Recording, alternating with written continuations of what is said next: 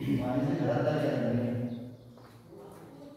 morning, all friends.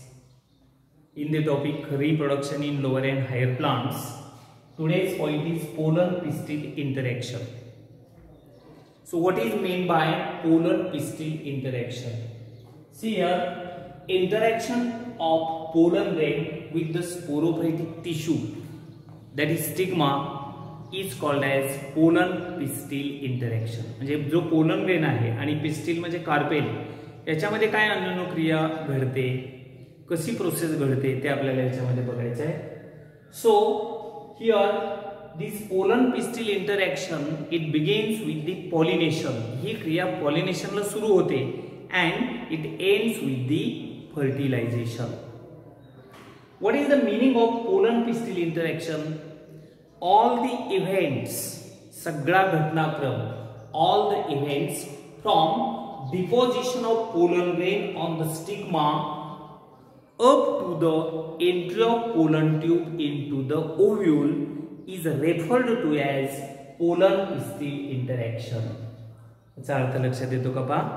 All the events from deposition of pollen grains on the stigma, म्हणजे pollen grain stigma वरती जाऊन deposit होतो, up to the entry of pollen tube into the ovule, आणि मग pollen tube ovule मध्ये जाते. ह्या सगळ्या घटनाक्रम जो आहे याला म्हणतात पोलन-पिस्टिल इंटरॅक्शन. पुढे, now pistil has ability to recognise and accept the right or compatible type of pollen grain. जो पिस्टिल असतो किंवा पिस्टिल म्हणजे काय, कार्पेल, ओव्हरी स्टाईल स्टिग्मा, त्याच्यातला जो स्टिग्माचा जो भाग आहे, the pistil has ability to recognise. ते पिस्टिल काय करतं, त्याच्यामध्ये कोणती क्षमता असते, to recognise and accept the right or compatible type of pollen grain. म्हणजे योग्य पोलन ग्रेन कोणता आहे, त्या कार्पेलला सुटेबल होणारा पोलन ग्रेन कोणता आहे, ती ओळखण्याची क्षमता पिस्टिल मध्ये असते. So here it receives only the right type of pollen grain. The stigma accept the compatible, that is right type of pollen grain, and very often wrong type of pollen grain also deposited or land on the stigma. जी stigma आहे त्याच्यावरती वेगवेगळ्या प्रकारचे pollen grains येऊन पडत असतात, पण त्यातला त्याच जातीचा पोलन ग्रेन कोणता आहे तो ओळखण्याची क्षमता स्टिग्मा मध्ये असते. That is very important. तेव्हा फुलामधला जो स्टिग्मा आहे त्याच्यावरती कुठलेही पोलन ग्रेन येऊन पडू शकतात, पण त्याच्यातला करेक्ट कोणता, अचूक कोणता आहे आणि चुकीचा कोणता आहे तो ओळखण्याची क्षमता ह्या कार्पेलमध्ये किंवा स्टिग्मामध्ये असते. Now here that compatibility and incompatibility of pollen pistil is determined by special proteins.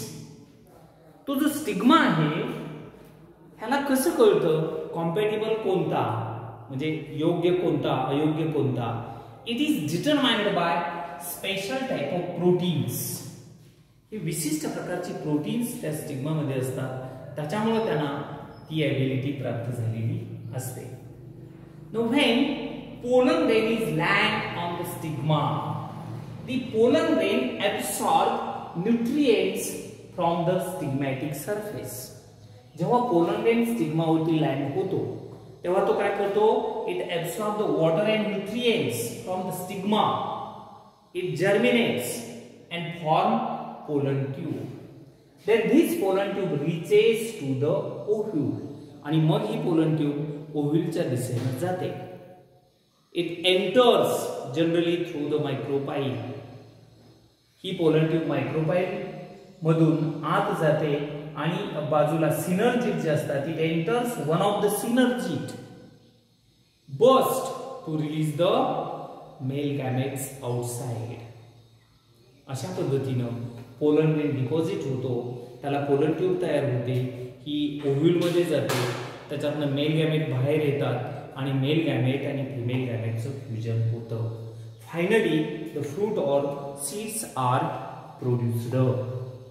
Now that pollen germination may be done artificially. आता नॅचरली फुलामध्ये पोलन जर्मिनेशन ही स्टिग्मावरती होतं, पण आपल्याला प्रयोगशाळेत सुद्धा हा पोलन ग्रेन जर्मिनेट करता येतो. it grows on or it germinates on the sucrose solution. एका स्लाइडवरती आपण सुक्रोजचं सोल्युशन घेतलं, साखरेचं द्रावण घेतलं, त्याच्यामध्ये आपण पोलन ग्रेन टाकले तर ते सुद्धा जर्मिनेट होतात, त्याला सुद्धा पोलन ट्यूब येते, हे आपल्याला करता येतं. And boric acid is one of the chemical that facilitates the germination of pollen grain. So this is the point, pollen pistil interaction. लक्षात येते का पहा, पोलन ग्रेन आणि पिस्टिल याच्यामध्ये असणारा संबंध, अन्योन्य क्रिया. ठीक आहे. आता याच्यानंतर एक महत्त्वाचा मुद्दा आपल्याला पाहायचा आहे, that is first artificial hybridisation. कृत्रिम संकर म्हणजे काय? आता हायब्रिडायझेशन म्हणजे काय? It is the crossing between the two separate plants having different genotypic characters. It is the crossing between the two different varieties or species. दोन वेगळ्या स्पीसीज मध्ये किंवा दोन वेगळ्या व्हरायटी मध्ये क्रॉसिंग घडवून आणणं त्याला हायब्रिडायझेशन असं म्हणतात. संकर करणे, दोन वेगळ्या व्हरायटीचा एकत्र क्रॉस करणे त्याला हायब्रिडायझेशन असं म्हणतात. आता इथे आर्टिफिशियल हायब्रिडायझेशन म्हणजे कृत्रिमपणे. So it is done by hand pollination. जेव्हा आपण एखाद्या वनस्पतीचे पोलन ग्रेन्स काढून एखाद्या प्लांटच्या स्टिग्मावरती डस्ट करतो, हाताने टाकतो, त्याला हँड पॉलिनेशन म्हणतात किंवा आर्टिफिशियल क्रॉस पॉलिनेशन म्हणतात. And this artificial hybridisation is successfully done in the crop improvement. Crop improvement प्रोग्रामसाठी हे आर्टिफिशियल हायब्रिडायझेशन केलं जातं कृत्रिमपणे.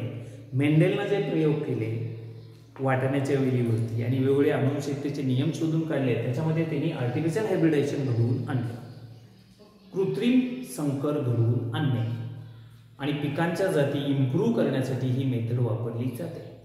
Now come to the point, double fertilisation.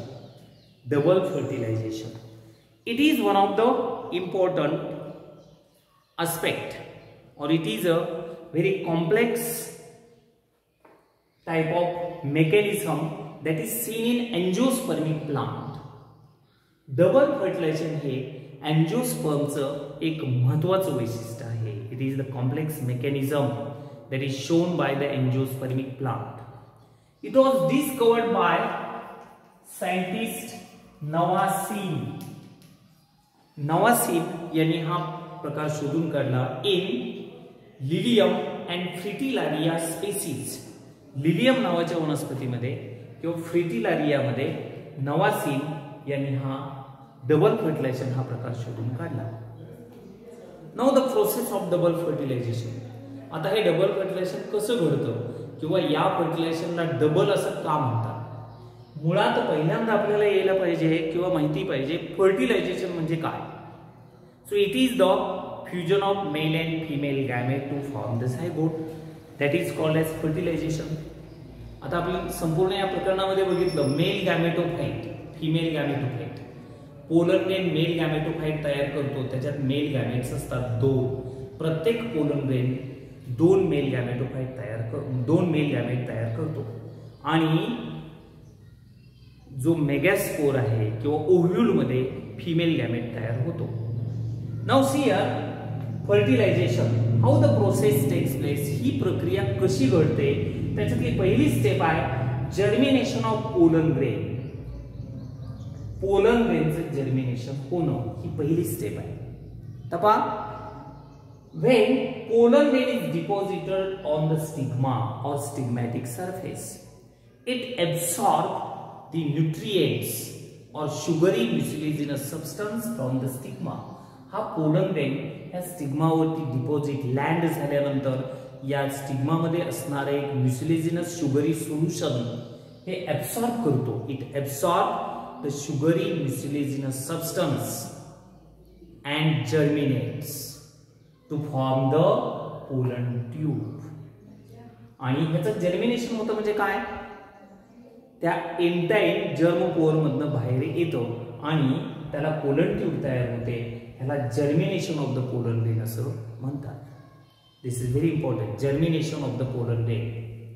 Now second point, entry of pollen tube into the ovule. आता दुसऱ्यांदा ही pollen tube ची entry कशी होते हा दुसरा मुद्दा आहे. Now generally the pollen tube enters into the ovule through micropyle. It is known as porogamy. बघा बऱ्याचशा वेळेला ही पोलन ट्यूब ह्या मायक्रोपाईल मधून आत जाते. आता इथं आपण दाखवलंय हे मायक्रोपाईल आहे. त्या मायक्रोपाईल मधून ही पोलन ट्यूब जेव्हा ओव्ह्यूल मध्ये शिरते त्याला पोरोगॅमी असं म्हणतात. Sometimes the pollen tube may enters through the chalaza. आता चलाझा म्हणजे काय? हा जो पॉइंट आहे याला चलाझा म्हणतात. बरोबर आहे. मायक्रोपाईलच्या विरुद्ध बाजूला जो पॉइंट आहे त्याला चलाझा म्हणतात. If that pollen tube enters through the chalaza, ह्या चलाझा मधून जर पोलन ट्यूब खाली आली, it is known as चलाझोगॅमी. चलाझोगॅमी. दुसरा मुद्दा, जेव्हा पोलन ट्यूब चलाझा मधून आत येते त्याला चलाझोगॅमी म्हणतात. And when pollen tube enters or piercing through the integuments, काही वेळेला ही पोलन ट्यूब ही इंटिग्युमेंट मधून आत येते त्याला म्हणतात मिसोगॅमी. हे तीन प्रकार आहेत. काय कळलं का? Entry of pollen tube. ही पोलन ट्यूब ओव्ह्यूल मध्ये कोणकोणत्या मार्गाने जाते? तीन पद्धतीने जाते. When it enters through the micropyle, porogamy. If it enters through the chalaza, chalazogamy. When it enters through the integument, mesogamy. अशा पद्धतीनं ही पोलन ट्यूब ओव्ह्यूल मध्ये जाते. Finally third point, fusion of gametes. आता फ्युजन ऑफ गॅमेट्स तर पहा, when pollen tube enters, it enters through the one of the synergid. He pollen tube एका synergid मध्ये जाते. सिनर्जीड म्हणजे काय? एकच्या बाजूला दोन पेशी असतात. ही सेंट्रल एक सेल आहे, इथं दोन सिनर्जीड्स आहेत. When pollen tube reaches the synergid, it absorbs the water, swell and burst to release the two male gametes. जेव्हा ही पोलन ट्यूब सिनर्जिड मध्ये एंट्री करते तेव्हा त्याच्यातलं पाणी शोषून घेते, ती फुगते आणि फुटते. फुटल्याबरोबर या ठिकाणी पण बघू शकता ह्याच्यातले दोन मेल गॅमेट्स बाहेर येतात. The two male gametes are released out and fertilization occurs. आता पहा, दोन ठिकाणी फर्टिलायझेशन घडतं. पहिलं आहे सिनगॅमी.